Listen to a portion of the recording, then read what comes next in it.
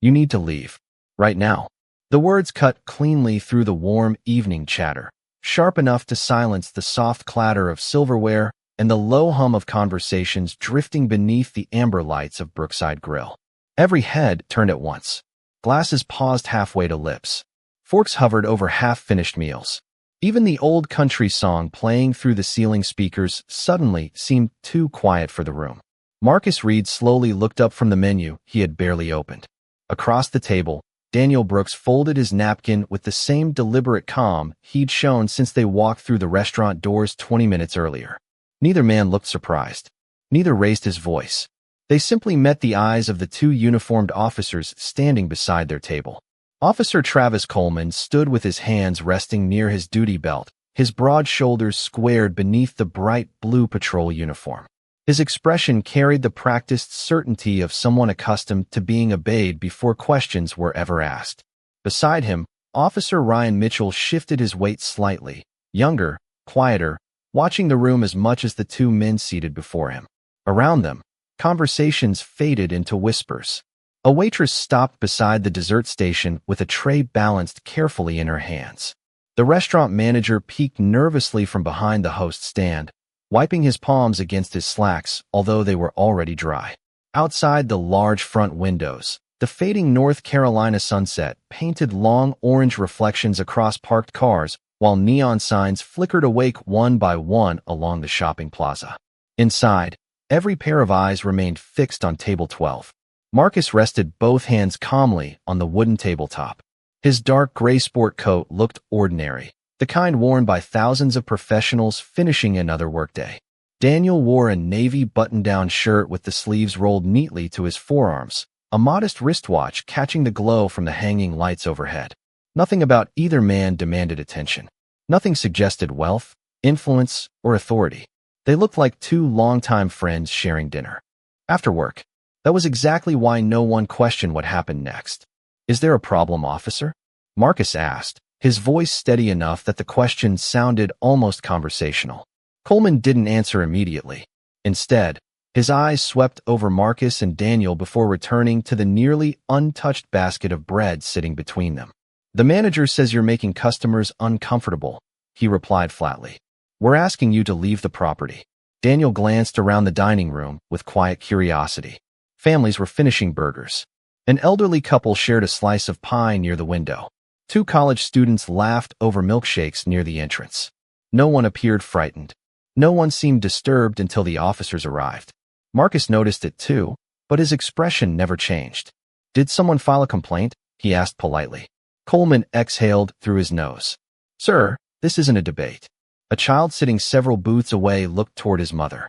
"Mom," he whispered softly, "what did they do?" His mother hesitated before answering, her eyes never leaving the officers. "I don't know, sweetheart." The uncertainty in her voice lingered longer than the question itself. A man near the bar quietly reached for his phone beneath the counter, lowering it just enough that the camera faced table 12. Daniel noticed the movement from the corner of his eye, but offered no reaction. Instead, he slowly lifted his glass of iced tea, took one measured sip, and set it back exactly where it had been. Marcus reached for the folded receipt holder the waitress had left minutes earlier. The bill had not even been paid yet. He smiled faintly, not with amusement, but with remarkable patience, as though he had seen moments like this before. The silence stretched across the restaurant like invisible thread pulled tighter with every passing second.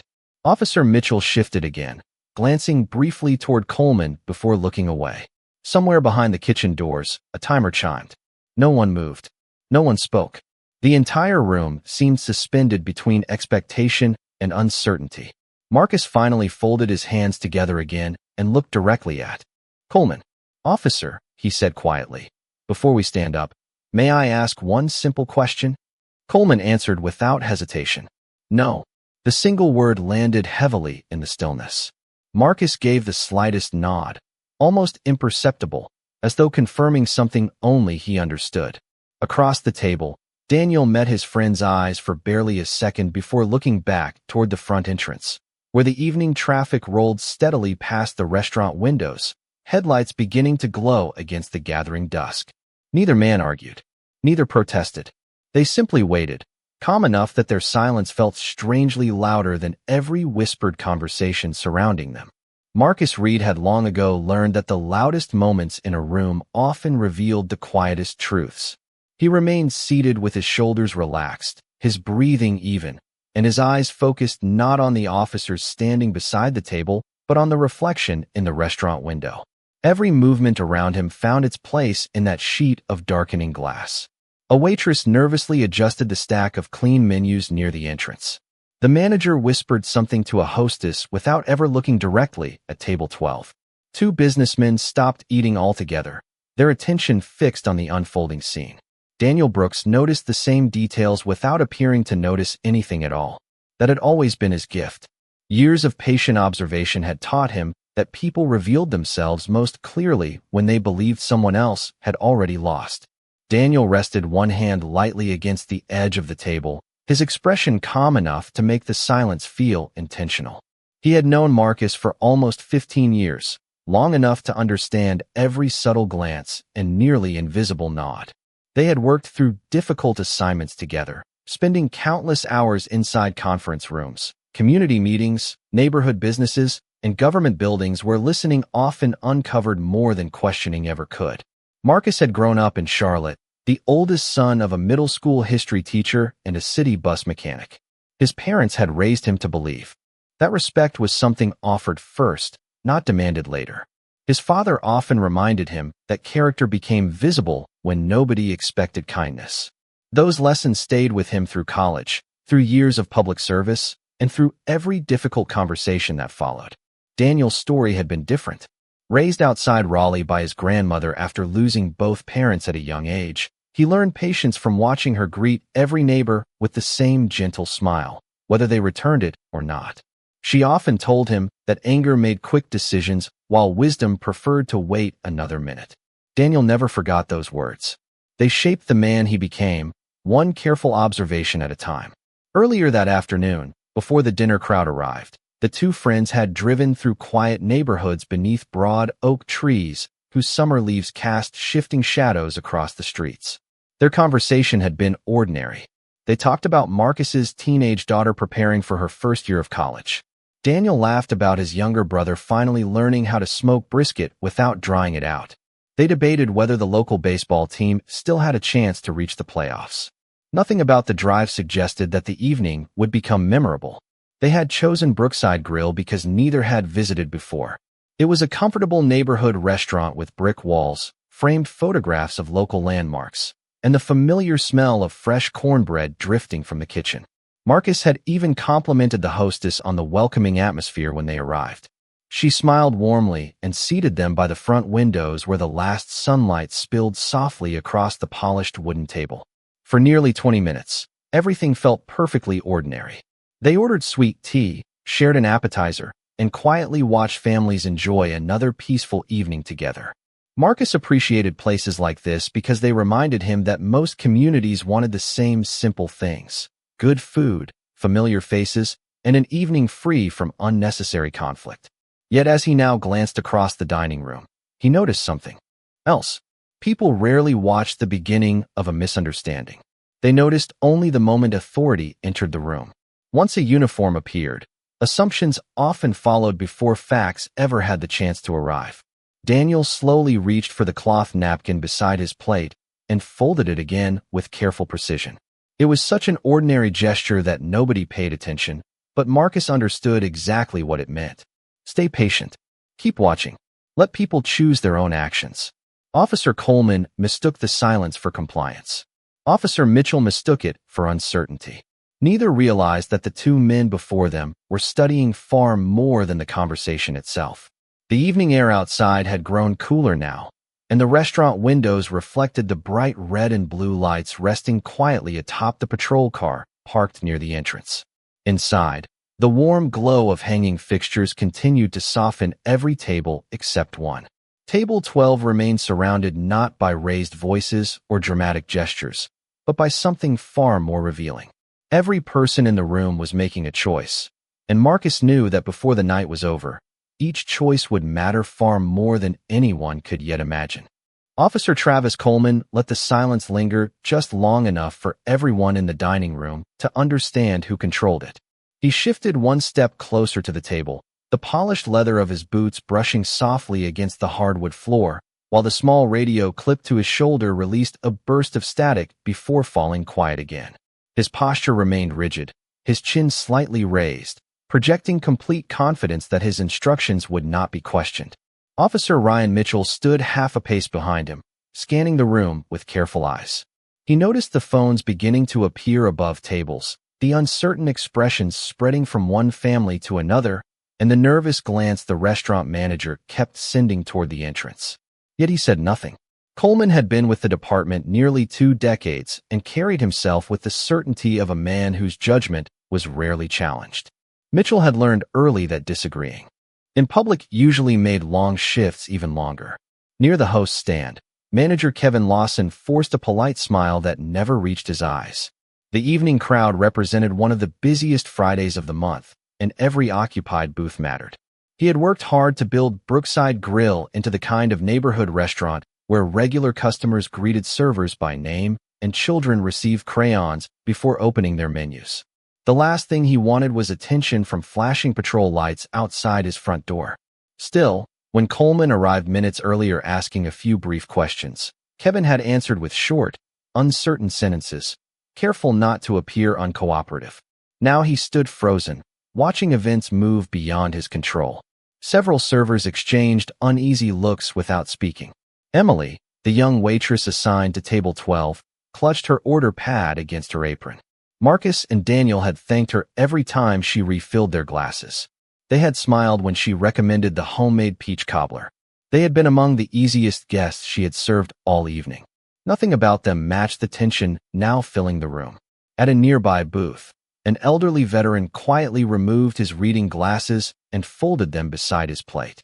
His wife reached for his hand beneath the table, sensing his concern without either of them saying a word.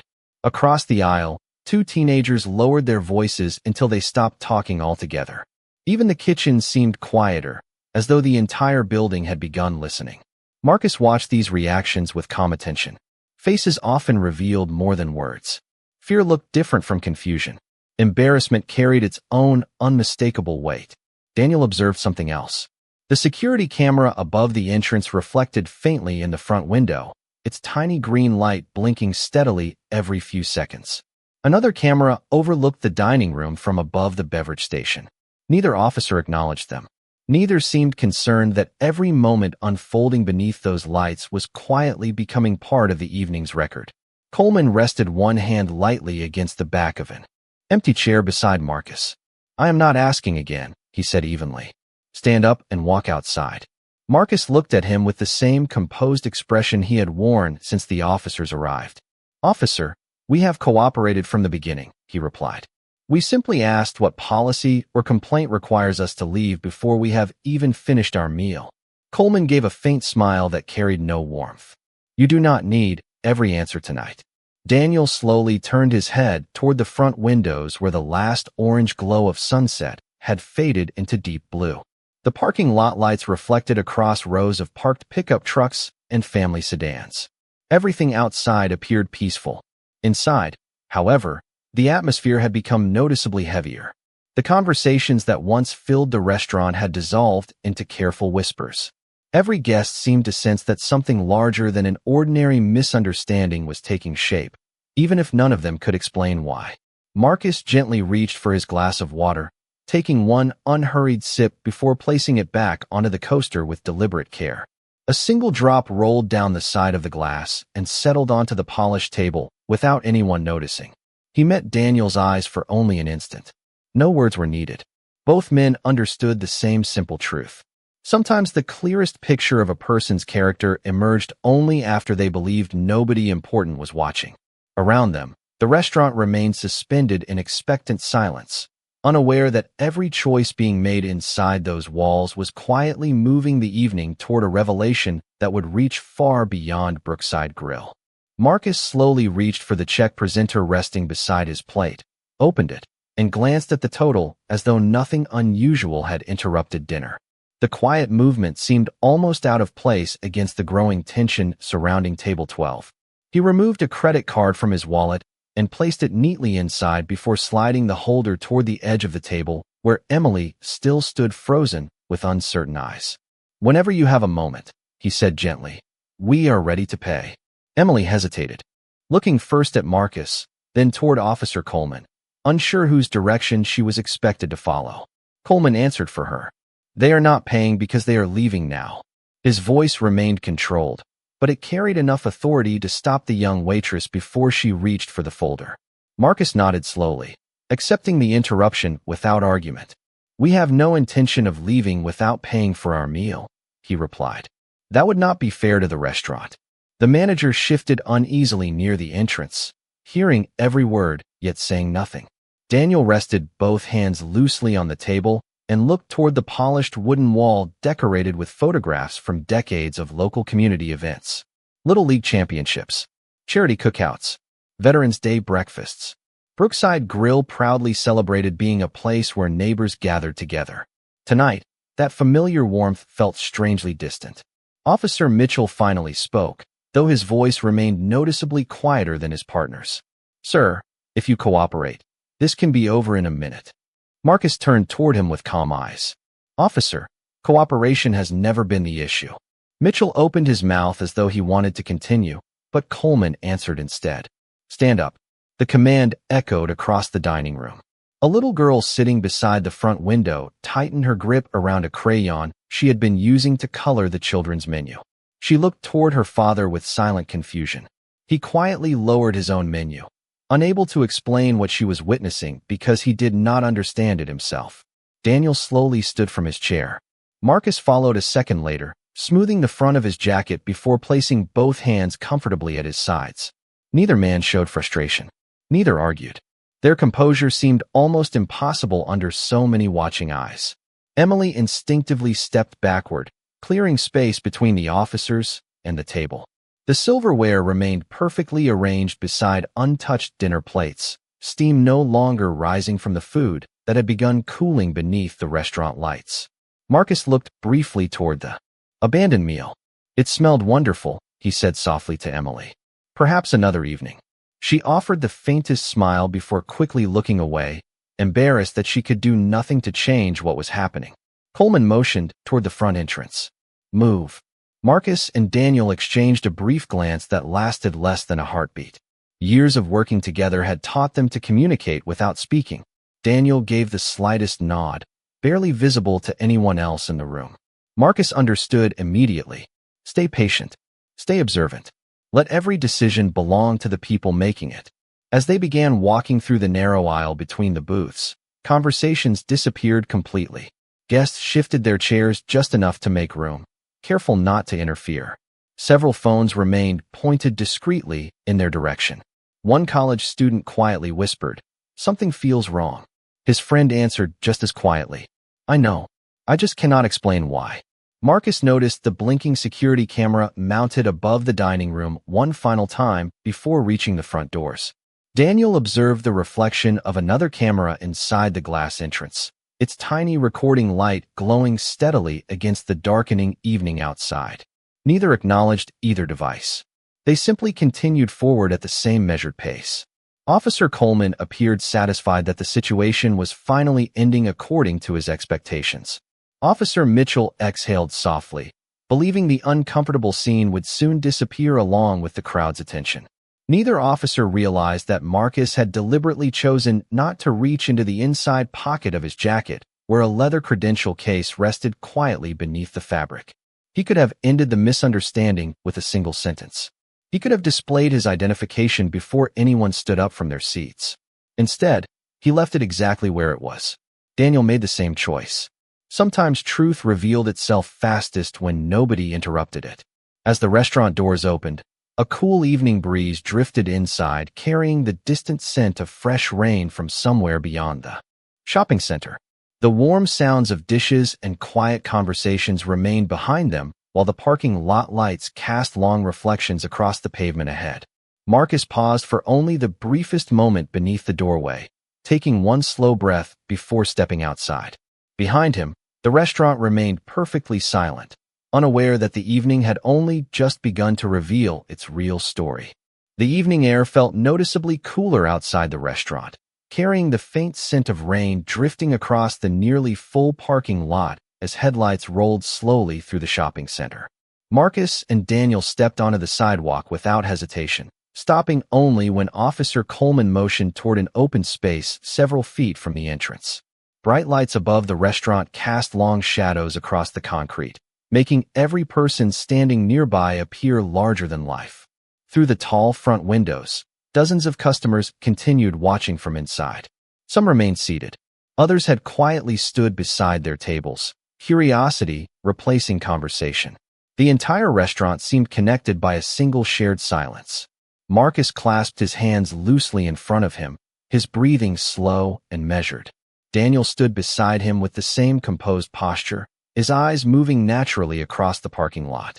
A delivery driver paused while loading insulated food bags into his car. An elderly couple stopped walking toward the entrance, uncertain whether to continue inside.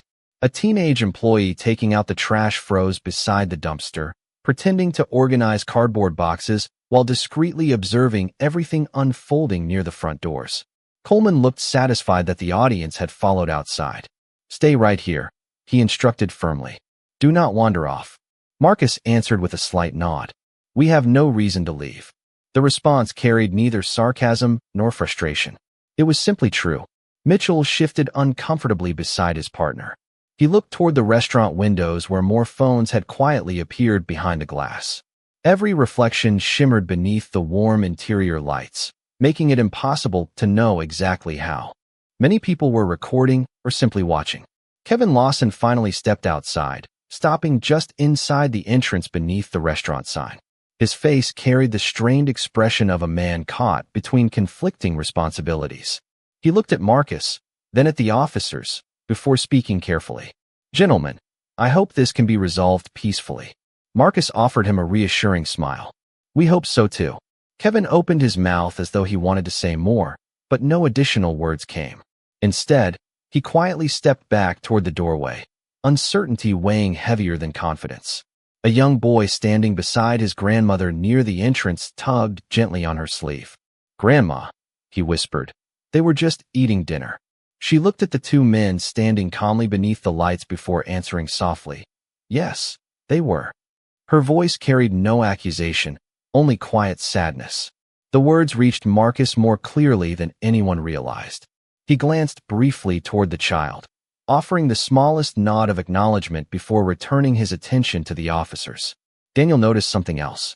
Across the parking lot, a security camera mounted high on a light pole rotated slowly through its programmed sweep, pausing for only a moment before continuing its silent observation. Near the restaurant entrance, another camera overlooked the sidewalk from beneath the roofline. Together, they captured nearly every angle surrounding the building. Neither officer seemed concerned. Coleman removed a small notebook from his pocket and began writing without explaining what he recorded. Mitchell watched him for a moment before speaking quietly. "Sir, may I see some identification?" Marcus met his eyes with complete calm. The question had finally come, but not at the beginning. Not before dinner had been interrupted. Not before dozens of witnesses had watched assumptions take shape. He considered the request for several seconds before answering with careful respect. "Officer, I would be happy to identify myself at the appropriate time." Coleman immediately closed the notebook with a sharp motion. "The appropriate time is when I say it is." Daniel remained perfectly still. He could feel dozens of eyes following every exchange from behind the restaurant windows. Nobody outside raised their voice. Nobody argued. Yet the tension seemed to grow heavier with every passing second precisely because of that restraint. A light breeze stirred the American flag mounted outside the neighboring pharmacy, its fabric rustling softly against the metal pole. Somewhere in the distance, a train horn echoed across the evening sky before fading into silence. Marcus looked briefly toward the horizon where the last traces of daylight had disappeared. Then he returned his attention to the officers with the same quiet expression he had carried all evening. Around them, the parking lot had become an unplanned gathering place where strangers witnessed something they could not fully understand. They believed they were watching two ordinary men being questioned after dinner. None of them realized they were also watching every decision, every word, and every assumption quietly building a story that was far from over. The parking lot gradually settled into an almost unnatural stillness. The rush of passing traffic faded into the distance, leaving only the soft hum of the restaurant sign and the occasional whisper of tires rolling across damp pavement. Above them, the first stars began appearing through a thin layer of drifting clouds, while the white lights mounted along the building washed everything below in a cool glow that erased the warmth waiting just beyond the restaurant windows. Marcus inhaled slowly, filling his lungs with the cool evening air before letting it escape just as quietly. He glanced toward Daniel, who answered with the faintest nod, a silent conversation built over years of trust rather than words. Neither man appeared anxious. Neither looked defeated. They simply waited. Officer Coleman interpreted their composure as reluctance. Officer Mitchell interpreted it as uncertainty. Both interpretations missed the truth entirely. Marcus reached calmly into the outside pocket of his jacket. Coleman immediately straightened. "Keep your hands where I can see them," he said firmly. Marcus stopped without complaint and slowly withdrew an ordinary cellular phone instead of any identification. He held it loosely where everyone could see it. "I would like to make one phone call," he said. Coleman folded his arms. "To your attorney?" Marcus shook his head. "No. Family." Marcus smiled politely. "No." Coleman studied him for several seconds before answering. "Make it quick." Marcus unlocked the phone with practiced ease. The screen reflected softly against his face as he selected a single contact without scrolling through a list. Daniel watched the movement with quiet familiarity. He knew exactly which number Marcus had chosen because they had agreed upon it long before arriving that evening.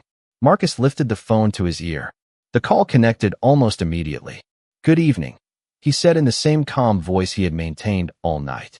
"This is Marcus Reed. We have reached the observation point." He paused, listening. "Yes, everything is proceeding exactly as expected." Another brief pause. His eyes drifted toward the restaurant entrance where dozens of silent faces remained pressed gently against the glass, watching every movement without hearing a single word. "No," Marcus continued. "There has been no resistance from our side." He listened once more before giving a simple answer. "Understood. We will remain here." He ended the call, slipped the phone back into his pocket, and returned both hands to his sides. Coleman frowned slightly. "Who was that?" Marcus looked at him with complete sincerity. "Someone who needed to know we had arrived." The answer sounded ordinary enough to frustrate rather than satisfy. Mitchell glanced toward his partner, sensing that something about the conversation had been different, though he could not explain why. There had been no panic, no request for help, no anger, just quiet confirmation. A gentle breeze carried the smell of fresh coffee from somewhere inside the restaurant as another customer cautiously opened the front door before deciding not to step outside. The child who had questioned his grandmother earlier still stood beside her near the window. He looked at Marcus with innocent curiosity rather than fear. Marcus noticed him and offered a warm, reassuring smile that lasted only a moment before the boy smiled back. It was the only smile exchanged all evening. Daniel quietly watched the parking lot entrance. In the distance, beyond rows of parked vehicles, a pair of headlights appeared before disappearing behind a line of trees. Then another set followed. Nothing unusual, just traffic moving through another Friday night. Yet Daniel continued watching with calm attention. The air seemed heavier now, filled not with confrontation but anticipation, as though the evening itself had paused to wait for something just beyond the horizon. Officer Mitchell shifted again, lowering his voice so only Coleman could hear. "Something feels off." Coleman dismissed the comment with a brief shake of his head. "They are trying to stall." Marcus heard the remark, but offered no response. Instead, he looked upward for a moment as a cool breeze stirred the leaves of the oak trees bordering the edge of the parking lot. Their branches swayed gently beneath the glow of the parking lot lights, casting slow-moving shadows across the pavement like the steady rhythm of a clock counting down unseen seconds. Daniel checked his wristwatch without hurry. Less than 5 minutes had passed since they stepped outside, yet it felt much longer. Sometimes time stretched when people believed they remained in control. Sometimes patience revealed more than pressure ever could. The restaurant behind them remained silent. its windows glowing like lanterns against the darkening evening, while every person inside unknowingly waited for an answer to a question none of them had thought to ask. The distant headlights that Daniel had been watching grew brighter as they turned into the shopping center without flashing emergency lights or drawing unnecessary attention. One dark sport utility vehicle entered first, followed by two more, all moving at the same steady speed before stopping several parking spaces away from the restaurant entrance. Their engines idled quietly for only a moment before the doors opened almost in perfect sequence. Four men and two women stepped out wearing plain business attire instead of uniforms. Some carried slim leather portfolios. Others wore discreet identification lanyards tucked beneath their jackets. None of them hurried. Their confidence came from purpose rather than urgency. Officer Mitchell looked toward the arriving vehicles, his forehead tightening with uncertainty. "Do you know them?" he asked quietly. Coleman answered without taking his eyes off Marcus. "Probably attorneys." Marcus remained silent. Daniel glanced once toward the newcomers before returning his attention to the officers standing beside them. The small group crossed the parking lot beneath the white lights, their polished shoes echoing softly against the concrete. The woman leading them carried herself with quiet authority, her silver hair catching the glow from the overhead fixtures. She stopped several feet from Marcus and Daniel before reaching inside her jacket. Coleman immediately raised one hand. "Hold on. Identify yourselves." Without hesitation, she presented a leather credential wallet. "Special Agent Linda Foster," she said evenly. "Internal Affairs Division." The words seemed to settle over the parking lot like a sudden change in weather. Mitchell's expression shifted first. His eyes moved from the credentials to Marcus, then back again. Coleman remained motionless, as though his mind needed an extra second to process what he had just heard. Agent Foster turned toward Marcus with a respectful nod. "Chief Investigator Reed." Marcus returned the greeting with the same calm dignity he had shown throughout the evening. "Good evening, Linda."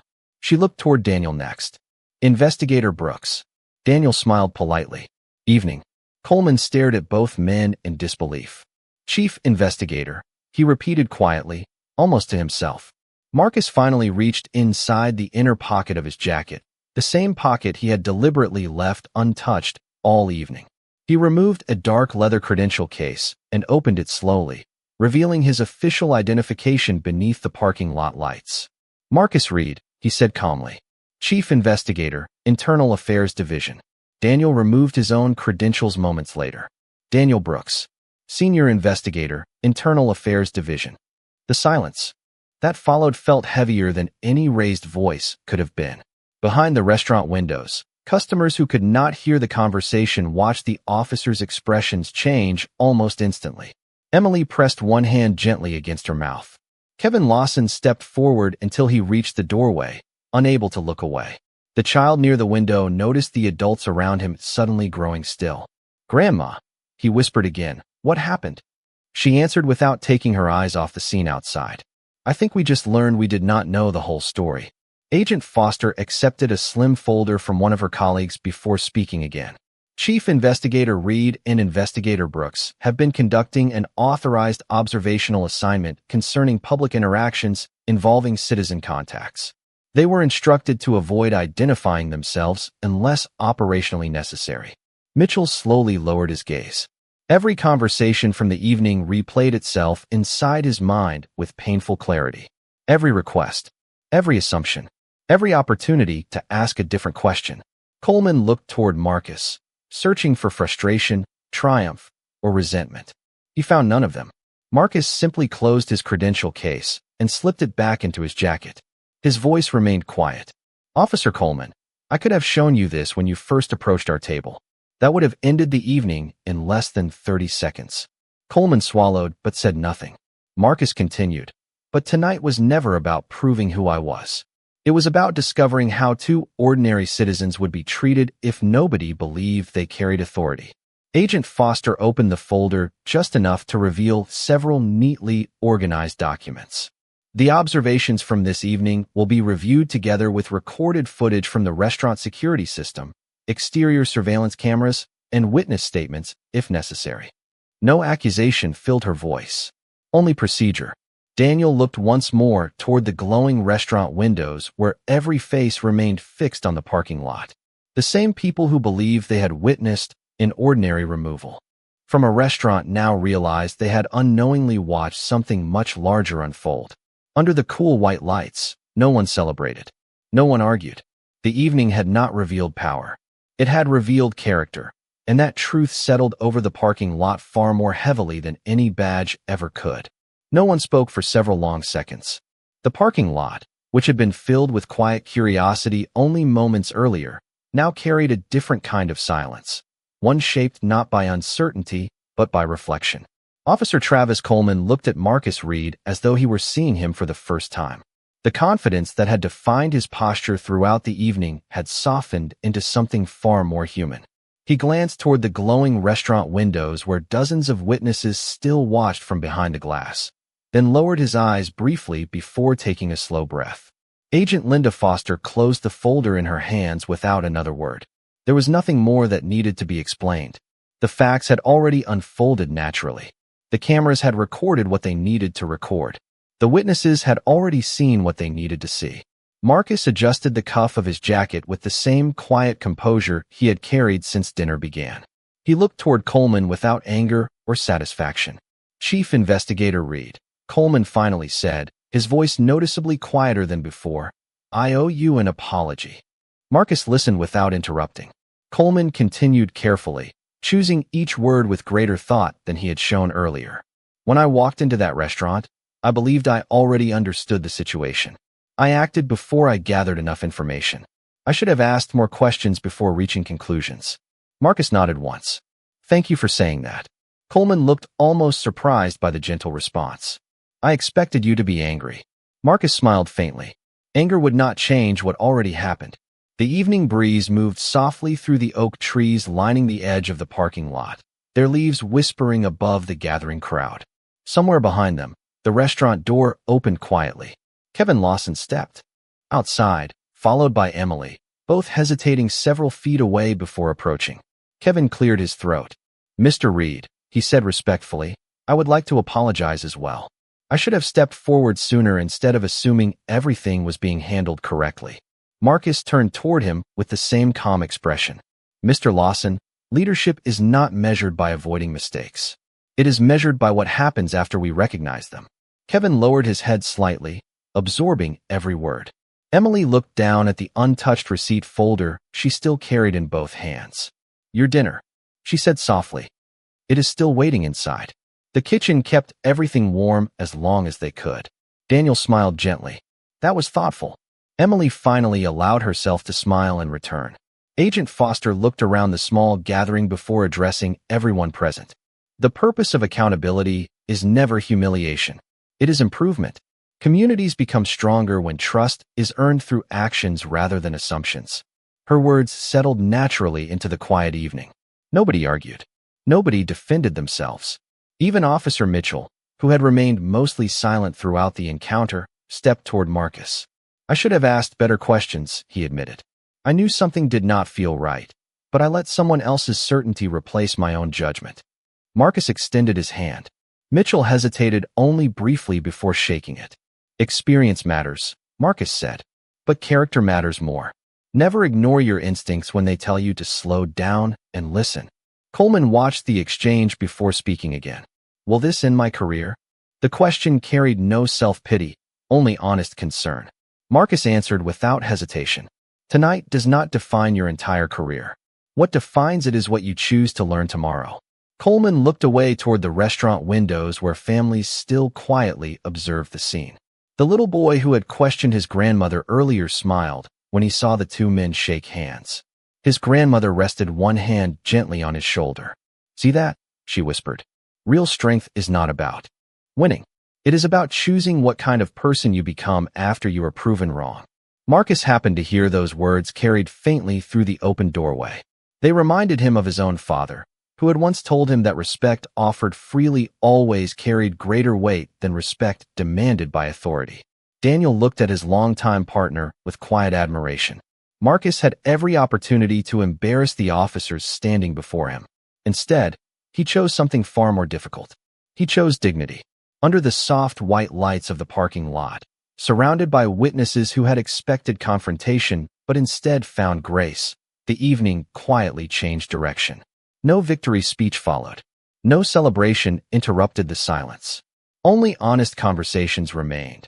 And for the first time since anyone had entered Brookside Grill that evening, every person standing there seemed to understand that justice was not measured by punishment alone.